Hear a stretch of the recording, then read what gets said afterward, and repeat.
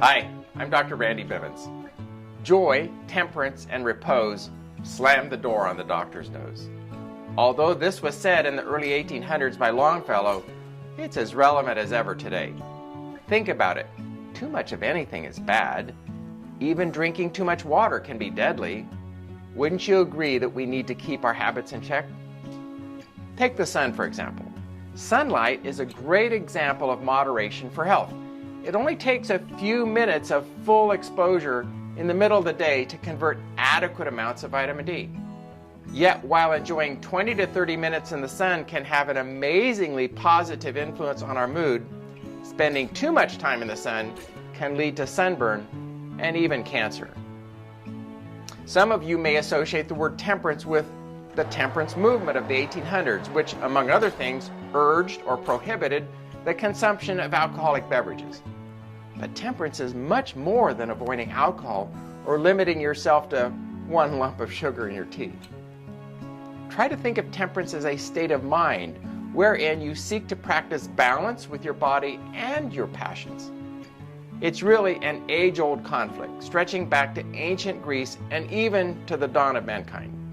If you remember the story, the first humans, Adam and Eve, struggled with intemperance in diet and wound up eating the forbidden fruit. So how do we practice moderation in our own lives? As mentioned earlier, we need to figure out how to control our bodies and our actions. An extremely challenging place to do this is in our diets. Obesity in much of the advanced world is becoming a widespread public health issue that, if left unchecked, will soon become the leading cause of death. So when it comes to your food choices, think and choose temperately. Eat enough to sustain your physical needs and choose nutrient-rich foods that will make your body happy. Other products that stimulate our senses like nicotine, caffeine, and depressants like alcohol are another subject I'd like to touch on.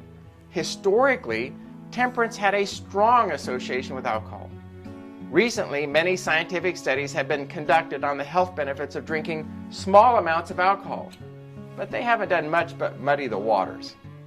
One long-standing truth remains clear: what starts as occasional or light drinking can quickly become a habit, and habitual drinking is clearly a health hazard. Because of this, although we're talking about moderation, I think alcohol might be an area where total abstinence is a better choice.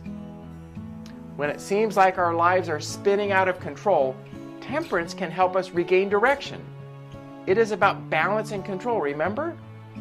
In our exceedingly digital world, most, if not all of us, could probably spend much of the day with our eyes glued to some form of screen. Where's the life in that? Where's the joy? Practice temperance with your reliance on technology and take a moment to collect your thoughts and simply breathe.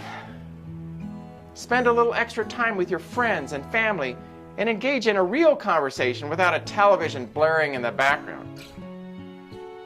The true key to living a temperate lifestyle lies in our minds. We need to learn to safeguard our thoughts and carefully monitor our emotions. If you're the type to give rise to anger easily, take a few deep breaths and learn the power of forgiveness. If you're prone to bragging, give way to more humble conversation. If you're the judgmental type, give compassion or empathy a try. Think of your mind as a springboard for all of your actions.